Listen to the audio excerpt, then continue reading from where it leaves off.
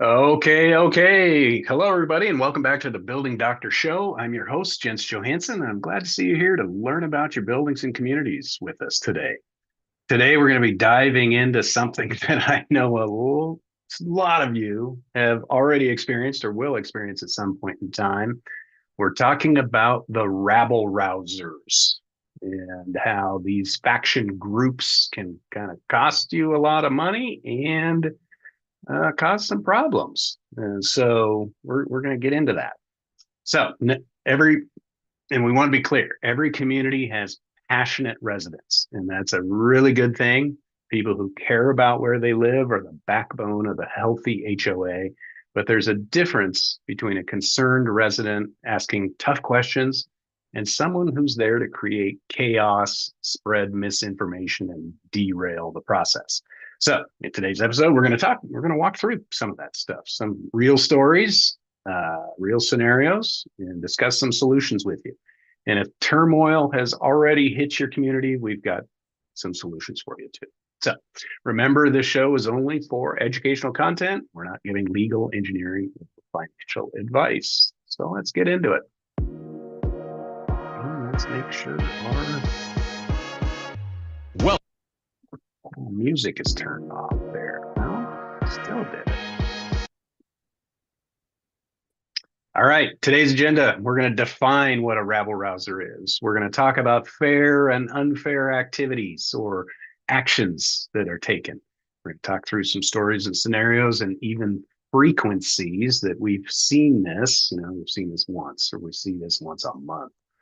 We're going to give you 10 solutions for every board, and we're going to give you some tips on how to deal with that turnover. So be sure to put your questions in the Q&A panel, and the chat may have some things in it that our producers Carolyn's running for you, so kind of take a peek at that. But put your questions in the Q&A section, and we'll get to that at the end of the show. Everybody who watches live gets live Q&A answers, and we've got some little giveaways too. So again, disclaimer, clarity's sake, today we're talking about a bad takeover for the wrong reasons by a group of rabble rousers, and we've got some cartoon characters for that. So we fully understand that some bad boards need to be replaced with better people who follow the process and lead the community well. There's bad boards and bad board members doing bad things out there that will eventually cause your building to collapse and people die. Think of the Florida condo collapse. That was all board decisions kicking the can down the road. We meet some bad board members that should be prosecuted or sued for things like theft, discrimination, harassment, and other bad behavior. And there are sleepy, uninvolved boards that need to wake up, or boards who are listening to bad advice and need a new perspective. And there are some not bad boards, maybe they're just doing it wrong boards that need course correction. So kind of wanted to clarify that not everybody's a rabble rouser, not everybody's a naysayer. There are bad boards and bad board members out there. So, kind of for clarity's sake. All right, this one is a great video. You've probably seen it on social media. It is about the stone guy. Let's put it that. Stone guy's walking a big rock roll down the hill into your building.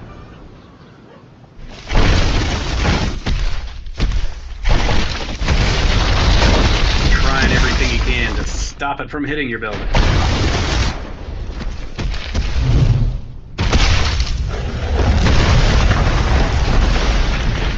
Heroic feats.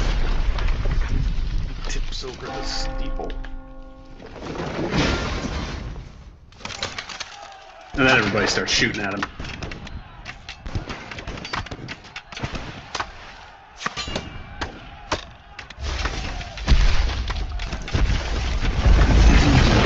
Like, fine. You want the rock to crush you? Go ahead. How many boards feel like this? We as consultants can feel like that. It's reality. We're trying our hardest, and something goes a little wrong, and little bit of problem happens and everybody turns on you. Without some grit, you kind of want to just get out of the way. If you're gonna shoot at me, I'll get out. But anyway, remember this cartoon. We're gonna reference it. Well, there it is again. We're gonna get beyond it. Okay, so what is a rabble rouser? Here's your cartoon image. We've got pitchforks and torches, and they are mad. They don't look happy, and it's usually more of a group. So I'm going to go through that left column first. This group, what do? They ignore facts.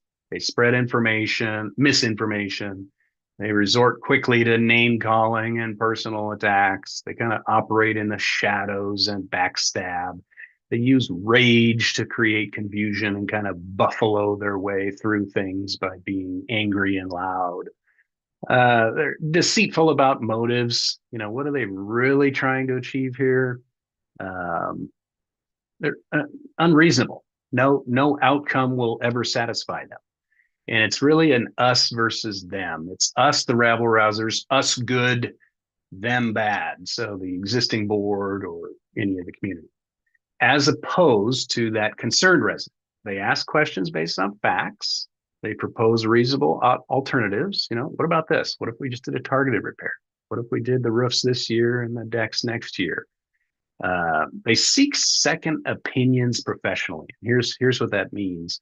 If you're working with a architect or consultant saying, hey, can we get a second opinion on that? I'm not trying to fire you, but can I go to another doctor, get a second opinion, give the first doctor's work and say, are we on the right path here?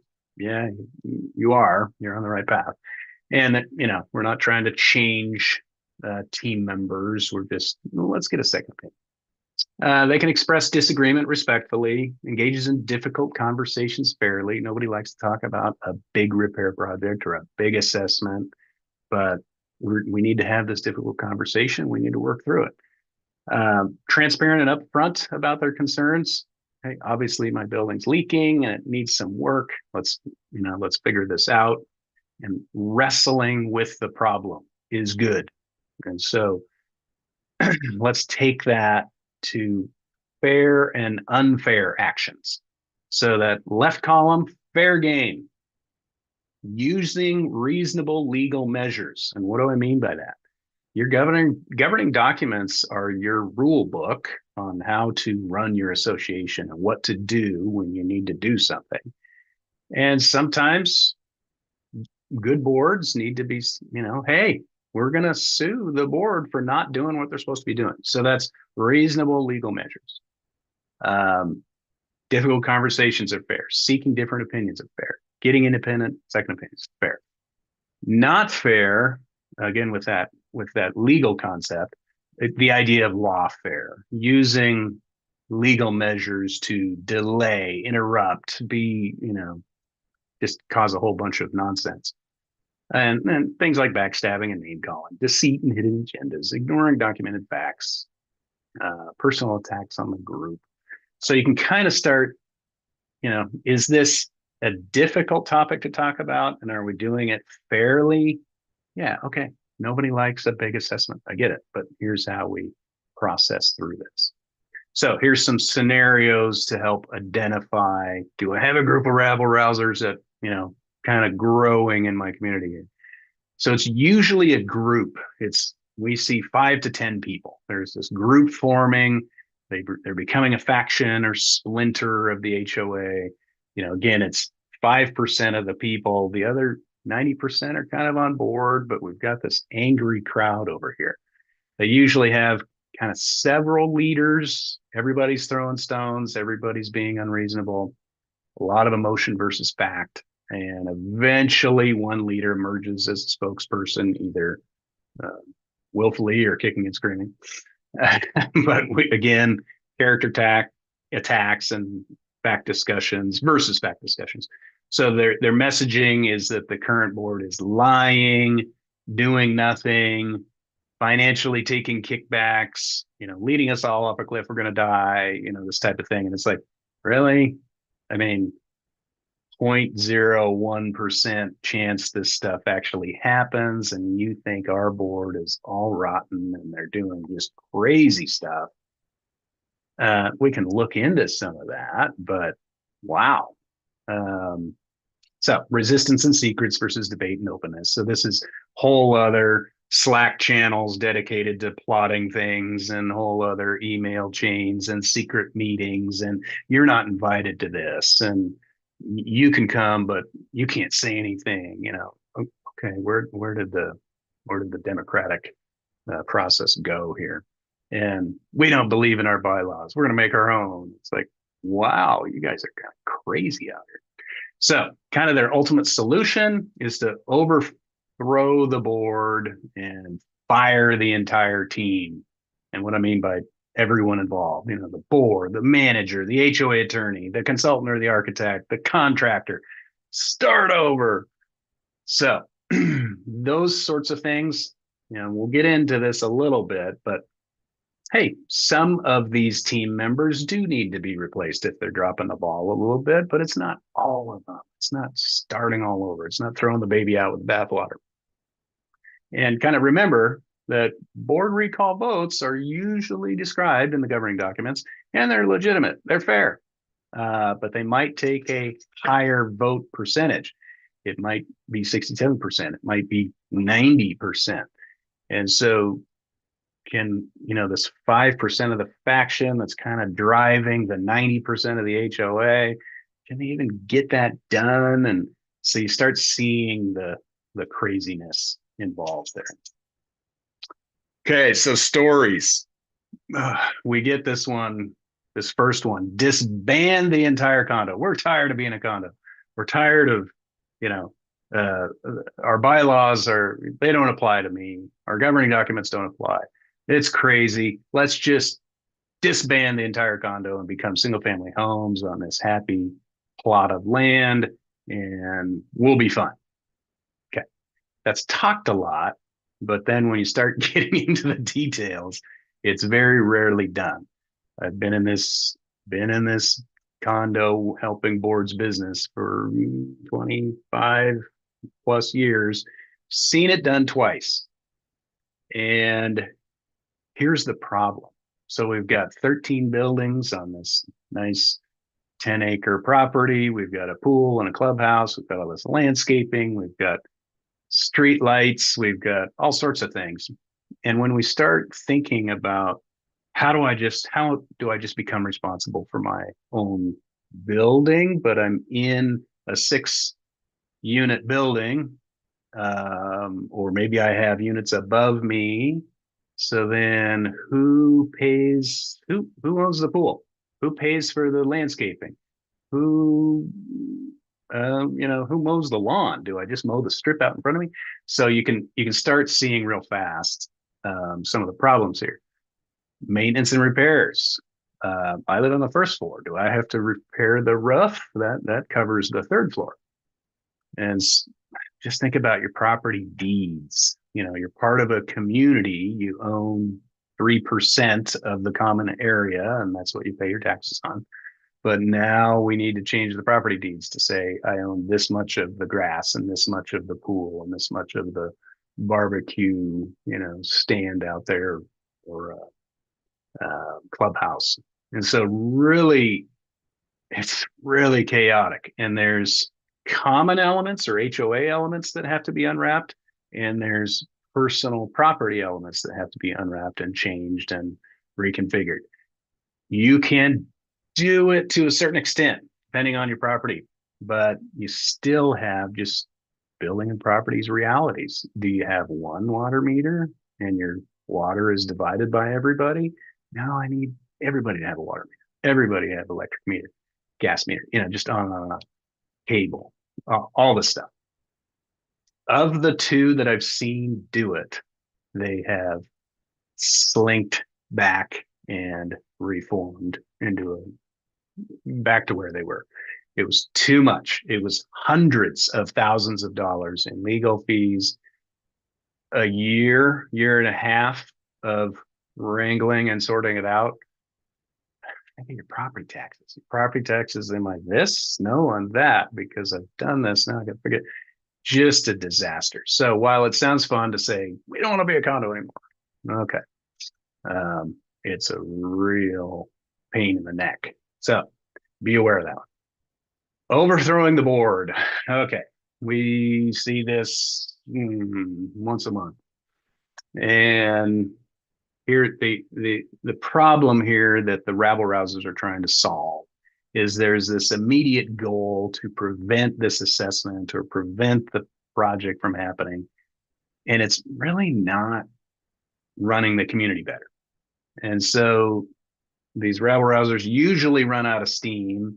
They vent, they get excited, they overthrow the board, they appoint themselves as president, but they really don't have a plan. They really don't understand the work that goes into being a board member. This sets the community, back by years of knowledge and process of, boards work on things for 2 to 3 years, and this new group comes in and, okay, as long as we can skip doing the roof this year, I've won. It's like, well, what about all the other stuff we're working on? And then bad transitions typically don't get further help from old data transfer. What I mean by that is the board president's been board president for 5, 10 years, and they've got documents and binders, and when they're thrown to the curb, they kind of take all that stuff and throw it away, and maybe they're even mad a little bit for being shot at like our cartoon.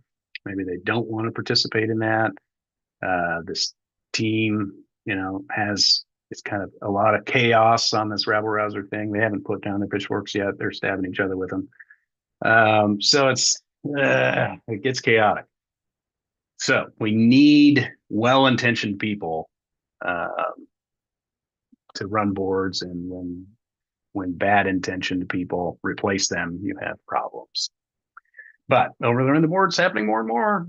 And groups, whether they're rabble rouser or just concerned residents. Remember, we talked about some bad boards and bad board members that do need to be, it's time for you to retire. Let somebody else run this thing. So that's pretty common. It's disruptive. Using lawfare to stop the process. And so this is, we're going to file an injunction and issue restraining orders and kick the contractor off the site because we don't want them starting the work. And we're going to restraining order against everybody so they can't even come on the site. You're going to jail if you come onto the site. It doesn't really do much there, but then we get into formal complaints. So there's complaints to the Better Business Bureau. There's not a lot of teeth there. There's bad Google reviews. Okay, that's normal social media stuff. But formal complaints are like filing a complaint with the mayor, filing a complaint with the Department of Justice, whatever state you're in.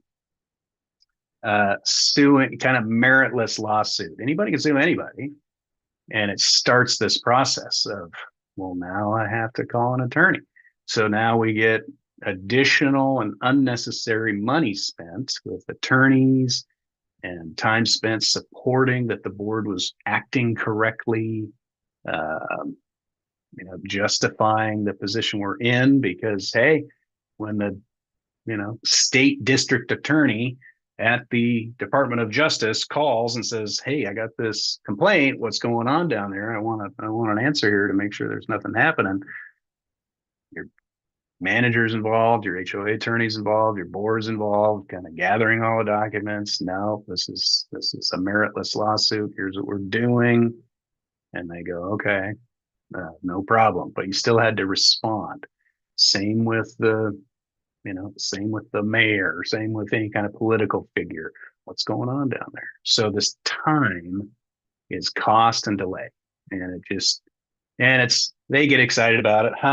Issue a restraining order against them. But injunctions require your attorney to go to court and say, Your Honor, we are following our governing documents. This is a planned project. We took our vote. We have the vote. We're proceeding with the job, and then the rabble rouser just doesn't even show up because they know they'll lose. And so you've spent a bunch of time trying to get through that. We'll talk about calling the press. We'll talking about calling the building official or the fire marshal later. So using lawfare, we've seen it 4 or 5 times this year, and it's, we can kind of see it. Firing everyone and starting over. Sometimes existing boards will do that with pressure from the rabble rousers. Sometimes the rabble rousers do that, or they try to scare away the teammates with bad reviews, or maybe they'll just give up if we're a big enough pain in the neck to them.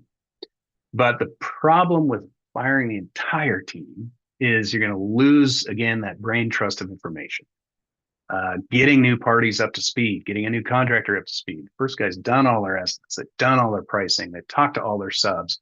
Now you get a new contractor that has to do all that, or a new architect who's, hey, I've worked on this design for 4 months and I'm going through this process. That first draft design set is, 85, 90% done, maybe, 100% done. Then you have a milestone of here's a stamped set of plans.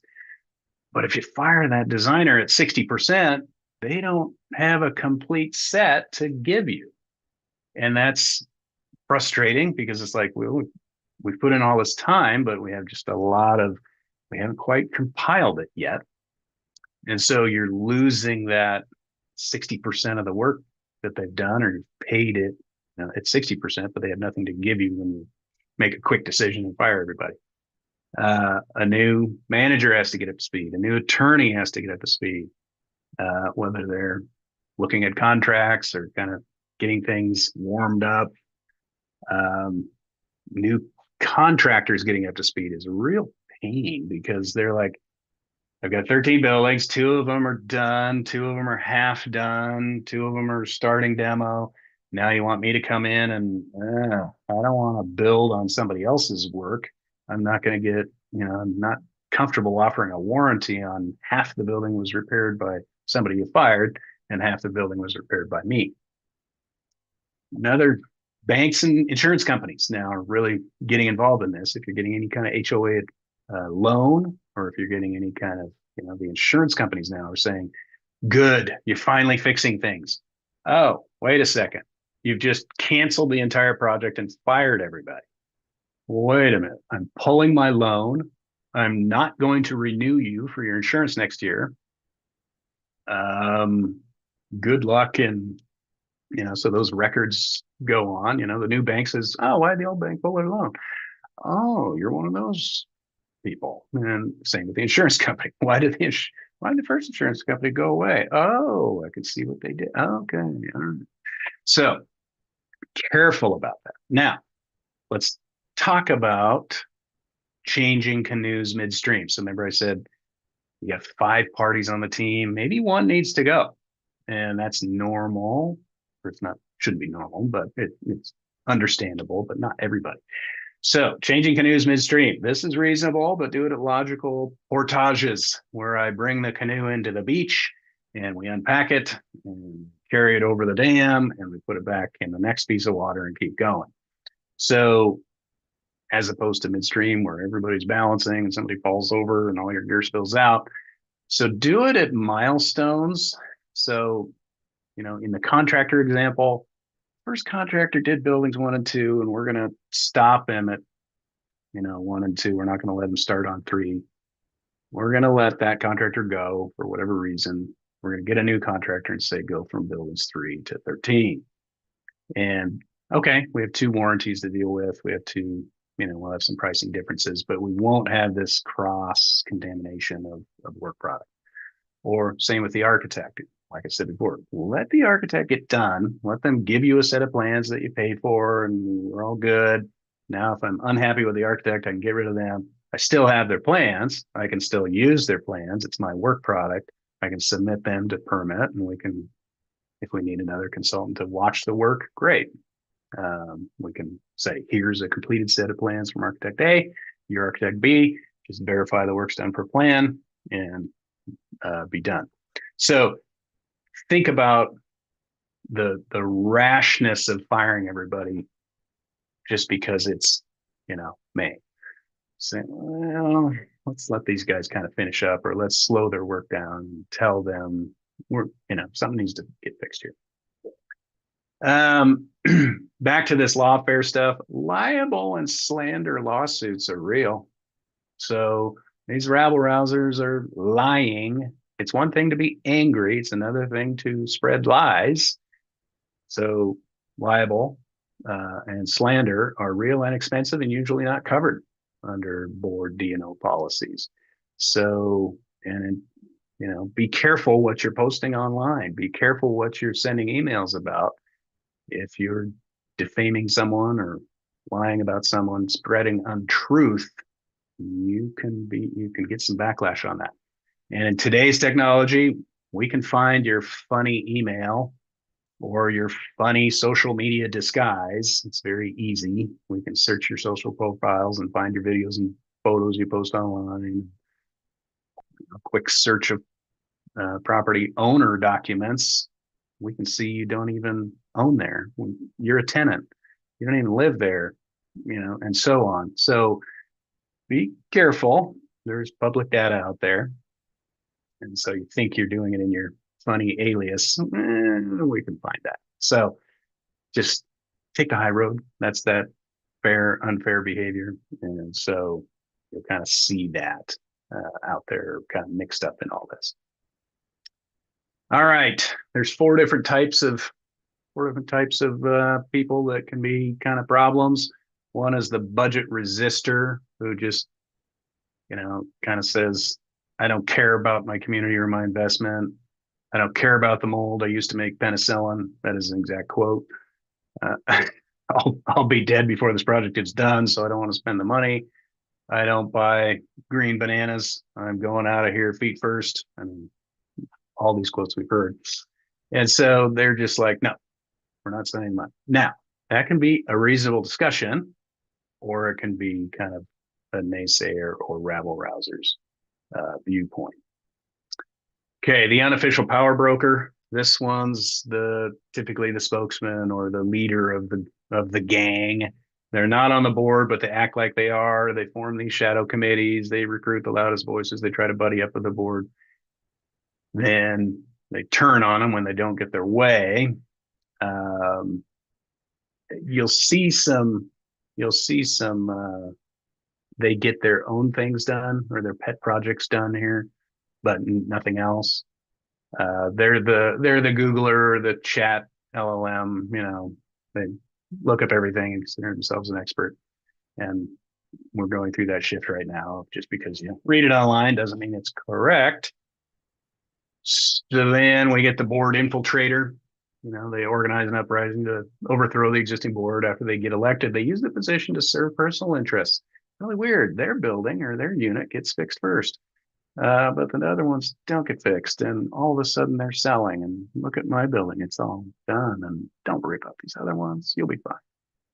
That is a very common position.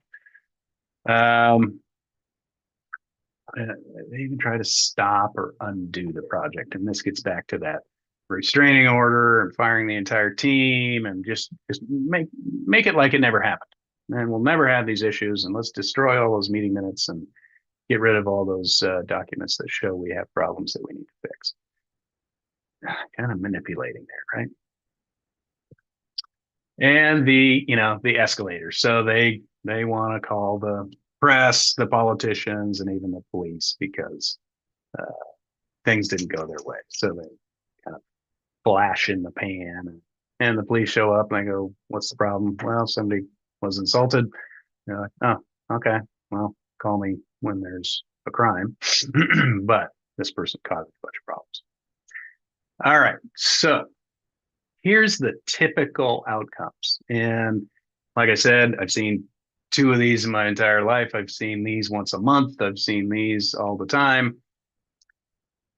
What typically happens is the rabble rousers run out of steam, and their nefarious little secrets are revealed. Their called to the carpet with their social, you're angry cat crazy person on Facebook. You're the one posting all this stuff, and they get called out and they kind of retreat or slink back into the shadows or move out anyway. So usually get called out, they run out of steam. Or, this new board comes in, the new team falls on their face, and it's even a bigger mess. So they bring in the brother-in-law, the contractor, the somebody, their buddy, the attorney, and the whole team falls on their face. And that's because they just don't understand the project. They don't understand how much work it is, and it kind of becomes a self-fulfilling bigger mess. The industry partners start fading away. And here's what I mean. So it's, hey, we fired everybody. So if I'm a contractor, I'm be like, I talk to all the contractors in town. There's a handful of good remediation contractors, handful of good attorneys, handful of good consultants. You kind of hear it in the grapevine. No, you hear XYZ got fired. And, oh, hey, I heard you got fired off that job. Now they're asking me to do it. Whoa, watch out. So the level or the usual partners start kind of backing up a little bit and giving this project a little bit of space and seeing what's going on there, because we can smell the Rabble rousers. The choices or options shrink, or the pain tax increases, and it's like, I'm going into a hot war zone. I want the best bulletproof vests here ever, and I'm going to charge for them. And so you got to kind of think about that. So then prices. Hey, guess what?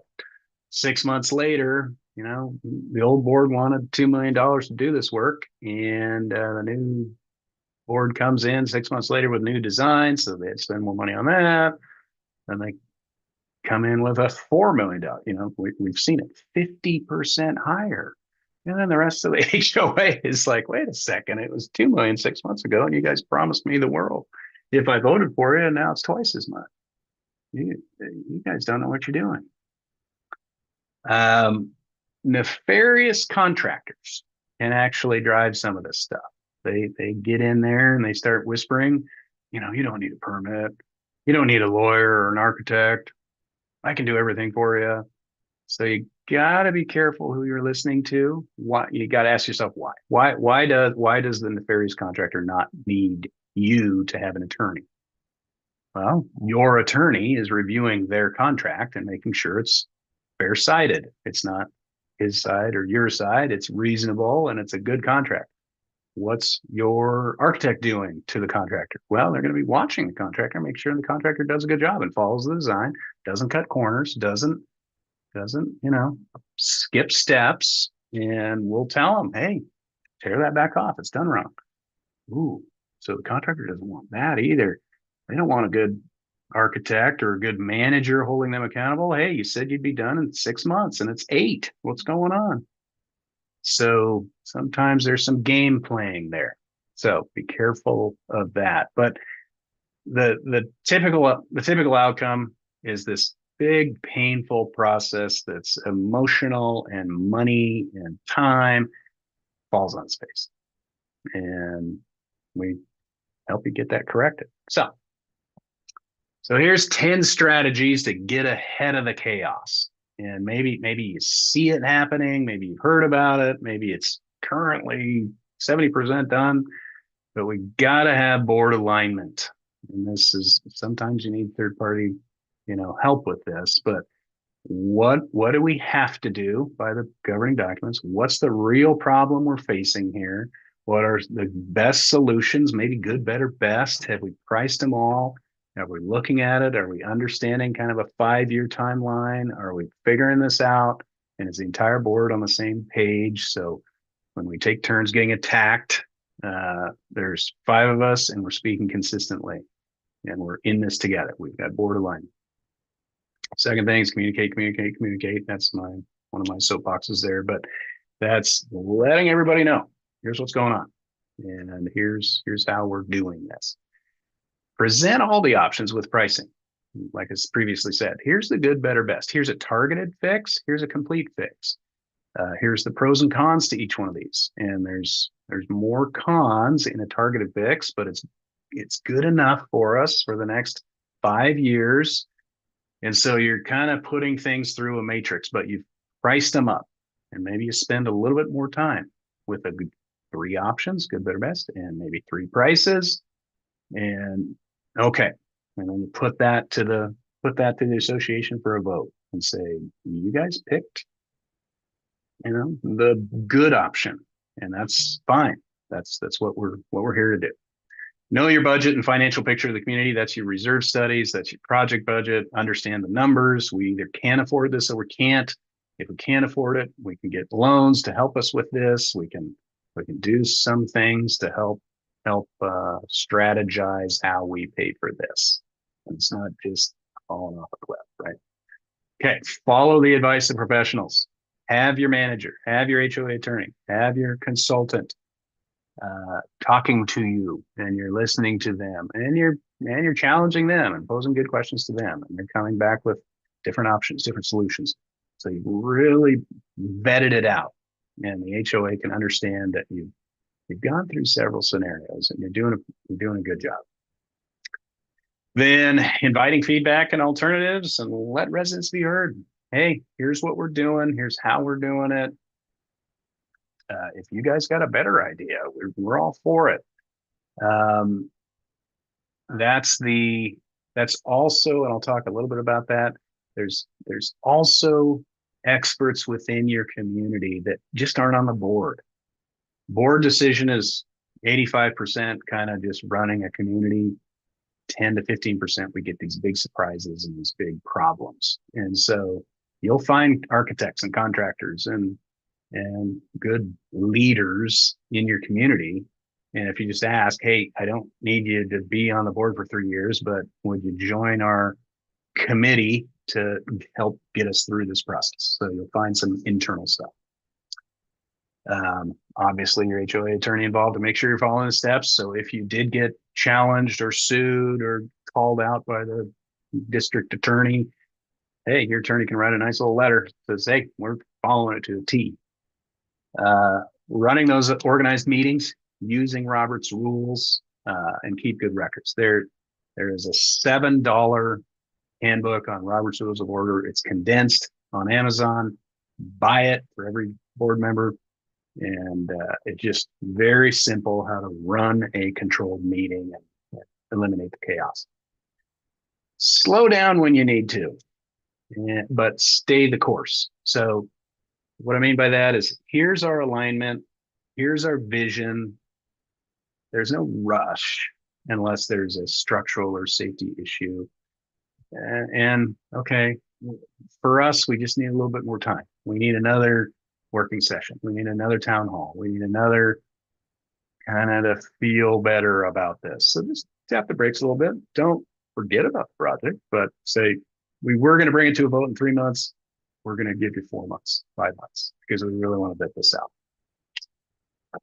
And then keep your cool. Let the negativity slide off. We're going to show you how naysayers often become advocates, and it's good human interaction to say, I didn't like it when I first heard it, but you really took the time to explain it to me, and I'm confident, on board and doing things the best way. And so that's part of the leadership stuff. Sometimes we have to let the negativity slide off. All right, so kind of 4 strategy deep dives. Again, communication is everything. We've talked about that a lot in past shows. But this is the robbing the rabble rouser of their primary tool, the information vacuum or the misinformation thing. So when residents are informed, rumors can't take root. And so when they're trying to paint some funny picture, it's like, well, I'm looking at all the board handouts, and that's not true at all. Here's what they're saying we're doing. Would you give them a chance to express this? Run those organized meetings. Make sure you have detailed minutes, and make sure you have your paper trail there. Involve your HOA attorney early, prevention, and just prevention is way better than litigation or dealing with it after the fact. Because again, these letters, the HOA attorney writes is, hey, we've been working with the board for the past 3 years and we have done the following and we are on track. And this is one of the most organized processes I've been a part of. So bring your district attorney down here if you want to see it. But I'm just telling you, this is going great. And it's a well thought out thing. There's nothing to see here. So, and then again, stick to the plan, stick to the vision. The building doesn't heal itself, and the costs usually don't go down. And progress towards a valuable and happy community takes a plan and commitment, even when problems come up. And I think one more scenario to that again is that strategy. If you have to make a change to the team, do it at those reasonable milestones. Sometimes one of the team members isn't working right, and the stool is a three-legged stool. And if one stool breaks, the stool tips over, right? So you need a good team and just do it at best times. All right. When turmoil happens anyway, we got phase 1, phase 2, phase 3. Phase 1, stay involved. Even if the new board takes over after a contentious election, this is still your community. Attend meetings, participate constructively, and document what's happening. Okay, guys, you said you could lead us to the promised land. Let's see it. And we're waiting. Let's see if you're rabble rousers, or see if you had a better idea with a better mousetrap. We're watching. Phase 2, give them a chance. So they may surprise you. And reserve judgment, see if things improve. Extending good faith protects your credibility and the community. You're not just a bitter person that mad because your friend, the board member, got fired. So it's okay. We're watching. We're going to see what happens here. And then, like I said, most of these fail. So I'll be ready to step back in. 90% of the time, these coups fail. So when they do, experienced, steady-handed members are needed urgently to really get back on track, pick up the pieces as quick as possible. So, stay engaged and ready if you have that capacity, and don't feel like our cartoon character that, hey, you start shooting at me, I'm done, I'm leaving, see you later, bye. So that's sad when we see really good, concerned residents just throw up their hands. We get it. We totally get it. And what we're trying to do is, here's the difference. If you can try to stay involved and see if this new group can lead better, great. But just remember, 90% of the time it falls apart. And so here's that transformation: naysayer to advocate. Disruptive behavior, board stays calm and clear, resident feels heard, facts become clear. Facts take time too. We don't know all the facts at one point in time. So then you get an advocate created. So the goal is never to silence critics, but to convert them through transparency and respect. The 5 stages of grief. We studied it in high school. They're real. Denial, anger, bargaining, depression, and then finally acceptance. So denial, no, it's not as bad as you think it is. The roofs are fine. My windows don't leak. I made my own penicillin. Mold's great. Okay. Anger, now I'm getting mad because who did this? The old board led us down this path. The old board, didn't have reserves high enough or something. And we're mad about it. Here's the assessment. I'm angry. And there's kind of bargaining, and bargaining's good. Can we do good, better, best? Can we do less than? Can we phase this out? Can we stretch it out? And then kind of depression of, no, we really can't, or it's more expensive to do it that way. You finally accept it and get on board with it. So we're not arguing psychology. We're just saying it's real. And denial and anger are the first steps to those rabble rousers. All right. So kind of key takeaways. So there's clear differences between the concerned resident and a true rabble rouser and an naysayer, and normal psychology versus bad actions. And so the proof is in the pudding. We can see, you don't need to bring your torch and pitchfork to a board meeting. And why are you kind of sounding crazy right now? I mean, I get everybody's frustrated. We're frustrated too.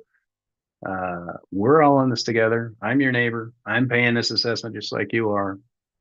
And so let's have some teamwork here. Then communication is the key again. Get your attorneys, professionals, and records in order before conflict starts, not during it, trying to scramble around, trying to. I know they said this at one point in time.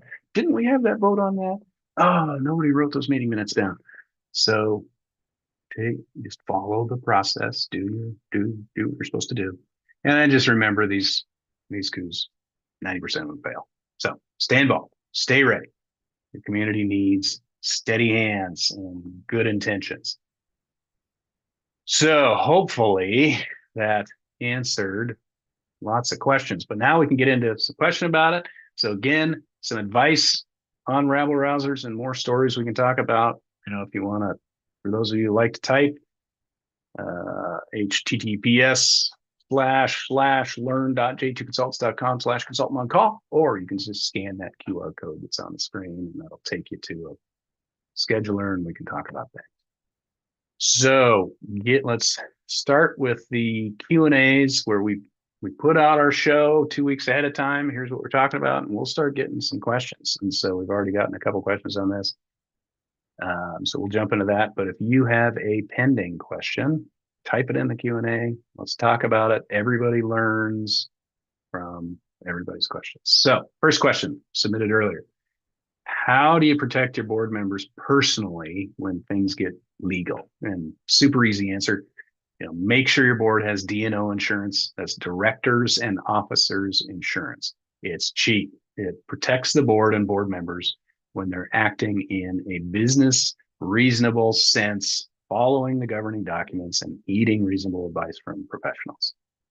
Can the HOA sue the board? Sure, you bet. And then you have this insurance policy that defends you, appoints counsel, and the first question they ask is, okay, show me your meeting minutes and show me what you're supposed to be doing, and we can get this case dropped. So an additional step would be to consider a personal umbrella policy. Being on boards is one of the questions on these applications. And so the umbrella policy drops down after the primary insurance policies is exhausted. So typical personal umbrella policies cover your auto, home, and other types of insurance. When those are expended in a big accident or something, it'll drop down and cover the rest.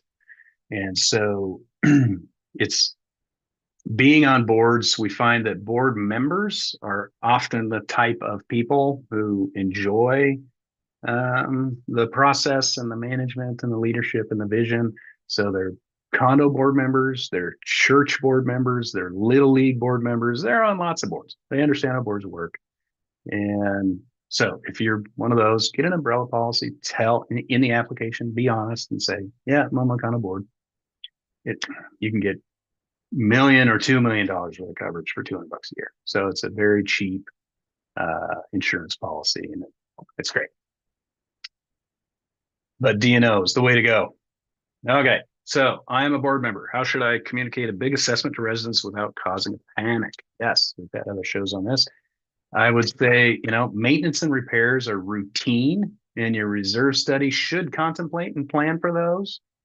And so if your reserves are low, this should prompt some immediate action to get that in shape. So, but big surprises or big assessments are different than normal maintenance and painting and caulking and striping the parking lot. That your reserve study should be taken care of. So it's not a big assessment. But big assessments take more communication and understanding. There's surprises. Hey, I just bought this new building. It's full of construction defect, and peeked under the curtain, and there's rot and mold, and this thing isn't even built right. we thought we were moving in a new house and wouldn't have to deal with this, right? So here's how we got here.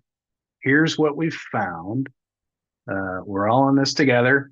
We need to come up with a plan to address it. Now, here's our planning to date. Here's what we currently know, and here's what we're waiting on for some more information, but we'll get that final pricing here. But we've done an investigation. We've found some significant problems, and we're having it priced right now. We'll get back to you next week or next month with that pricing. So we're coming to you as soon as we've understood the problem and are seeking your input as we navigate this together. So over the next few meetings, we're going to have consultants and our attorney and maybe a contractor come present their findings and solutions, and you can ask them questions. So we're going to have, 2 or 3 town hall meetings where there's not going to be any votes. It's just going to be learning sessions. And so it's really important to stay involved. Put it on your calendar right now. We're going to be talking about this on the 3rd Tuesday for the next 3 months. But then we're going to have to take a vote to, decide what we're going to do with this problem. So even trying to give them a date, put July 15th on your calendar. That's going to be vote day. And then that's where you can also ask, hey, is there anybody with any kind of experience that wants to help us out here? We're not trying to rope you into a 3-year, 10-year on the board, but you've got some definite key experience. And you can be a guest, you can be a consultant to the board, you can be a subcommittee to the board, you can be there's usually a couple open positions, and just hey, for the next 6 months, I'm going to help the board. And so that's how I would express it. That's how I'd share it. The biggest backfires we see are boards keeping everything secret because it's unpopular, and then going, surprise, you got to vote on it right now. And it's like, whoa, the people that showed up at a meeting thinking they were deciding on the colors of the tulips in the flower beds. Yeah. And everybody, what's the natural reaction? You want to dig your heels in when you don't fully understand it. And people get mad because they weren't notified. Give plenty of notification, plenty of time to talk about it. So, all righty, good questions, and then regular Q&A. Let's see what we got over here. We got one. Come on, you can do better than that. Okay, is there an RCW or best standard on the board having a checklist on what repairs will be performed for that year? Interesting. I don't think there's an RCW, and that's Washington law. But I would start with your reserve study. Your reserve study is it's a document that lists all the things that need maintenance and repair. And so caulking needs to be fixed every 5 years. Paint needs to be every 7 to 10 years. Windows wear out after 20. And so, your building is 18 years old and you're looking at it, and in 2 years, I have to replace windows and siding. Oh, okay. I should have said, the reserve study calculates how much money you should supposedly have. It's never perfect, but it's an attempt that you have money in the bank. And so that's what I would be tracking and following. What's happening next year? Well, according to the reserve study, this has to be done, this has to be done, this has to be done, and they'll total up. And so that's one thing. Go to our website, our YouTube channel, and you'll see maintenance guides, and you'll be able to kind of, like I said, this last 5 years, this last 7 years, this last 20 years. And you'll be able to kind of go through that and say, all right, are we on track?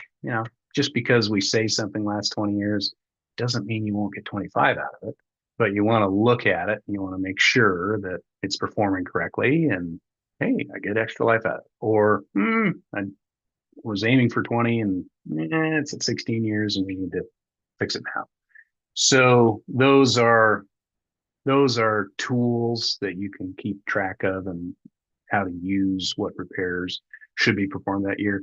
Another tool, annual inspection, just like the annual checkup with your doctor. Yeah, this blood pressure is going up a little bit. Let's start thinking about this, or change your diet, change your exercise, and come back next year and see if it's down. And so that annual inspection, whether it's visual or invasive, where we're pulling off a little siding and just kind of seeing.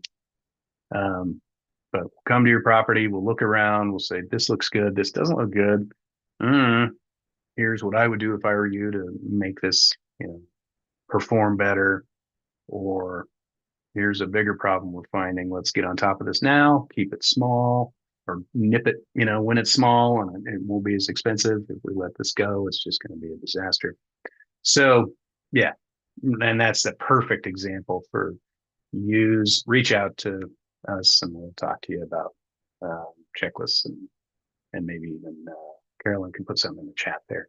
So, all right. Our HOA just had 3 new members voted in. 1 has already quit, and residents did not agree to replacing the building management company. And the proposed new manager would cost an extra $600 a month. Okay, so new board members, the timing. What most bylaws try to do is, let's say you have 5 board positions, and they try to stagger this is a 3-year term, this is a 2-year term, this might be a 1-year term or a 4-year term. And so the terms don't all expire at the same time. And the idea there is that you have 2 or 3 old board members, 2 or 3 new board members, and you can have that transfer of brain trust. And here's what we're working on, here's how we've dealt with it. And that way you don't have to start over with a new board. And then, hey, it's a volunteer position. Some board members get in there and say, wow, I didn't realize it was this hard. I wasn't prepared to take criticism, or, it just seems like these meetings are out of control and I don't know how to do this. So peace out, I'm done. Or life gets in the way. We got to move, so I got to resign from the board. So those are normal board things. But the residents did not agree to replacing the building management company. So the board is the one that works with the manager a lot. And if the board has problems with the manager, it's going to be a problem. And so the residents just see, hey, new manager, perhaps better manager, costs a little bit more, but we'll get our financials on time. We'll get board meetings run like clockwork. We'll have training and advocacy as a board. And if you guys don't want to support that, I don't want to be your board members. So, okay. I mean, I get it. So that's general board and manager and stuff like that dynamics. But, I'd say, did you get a couple 3 manager bids, and you kind of got to interview those managers and see what they could do? And here's our good, better, best. Here's our at cost, 10% more, 20% more. Am I getting 20% more for the price? If so, yeah, it's worth it. And so that's what I would do in that situation. So good questions. All right. We've got a couple little giveaways as we wind it down. Good questions. We've got a notebook where you take a bunch of ideas, and hey, it's summertime, so we got some ice otter pop things. You can make your own otter pops and have little balls on your straws, and just remember, we're coming into summertime, and in our guides we say, hey, make it a point in summertime and maybe around Christmas or the holidays, do something fun. We talk about these heavy meetings or heavy groups or overthrows and big assessments, and make sure your community is a fun place to be. So a hot dog barbecue costs about $100. An ice cream social costs about $50. It's do something fun and make this a fun part of the season. So we also do free and paid training. This is part of our free thing. Go to our YouTube channel, over 300 videos out there, and contact us if you want some more specific help, and stream this wherever you go. And thanks for tuning in. And I forgot to do the giveaway. Let's see, number 8 on the attendees gets the thing. Carolyn will reach out to you. It's how you log in and get zoomed in and all that. And that's your place in line. Carolyn will reach out to you and get your information. So that's how we win in our giveaway stuff. Okay, number 8. Number 8's the big winner. Thank you. So we'll see you next month, end of the month. We haven't figured out the topic for next time. So if you want to throw something in the chat, throw it in the chat that you want to hear about more, or email us at hello@j2consultants.com and take that into consideration. So thanks, everybody. See ya.